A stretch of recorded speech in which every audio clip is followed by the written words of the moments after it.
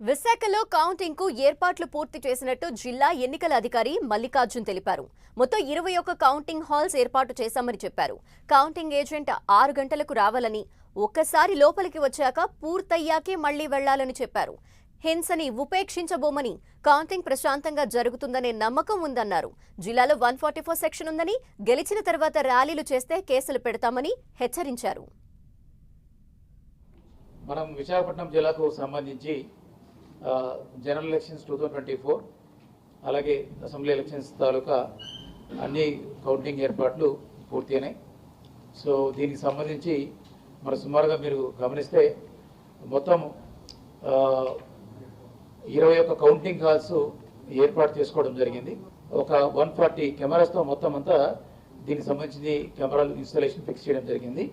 అలాగే మనకి స్ట్రాంగ్ రూమ్లో ఏదైతే నిక్షిప్తమైన ఈవీఎంస్ ఉన్నాయో వాటిని ఆ రోజు మనము అబ్జర్వరు, ఆర్ఓలు, ఏఆర్ఓలు, పొలిటికల్ పార్టీసు, అలాగే సిఏపిఎఫ్ ఎవరైతే మనకు సెంట్రల్ ఆర్మ్డ్ పోలీస్ ఫోర్స్ ఉంటారో వాళ్ళ ఆధ్వర్యంలో ప్రాపర్ వీడియోగ్రఫీ చేసుకొని ఏదైతే మనకి సీల్ చేసిన లాక్స్ ఉన్నాయో అవన్నీ ఓపెన్ చేసుకొని దెన్ మనకు ఆ ఈవీఎంస్ను మళ్ళీ అక్కడి నుంచి మనము టోటల్ వీడియోగ్రఫీ, అలాగే ఆ కారిడార్ల టోటల్ కూడా కెమెరాలు అన్నీ ఉంటాయండి. సో వాటి సమక్షంలో మనము కౌంటింగ్ గారికి తీసుకెళ్ళడం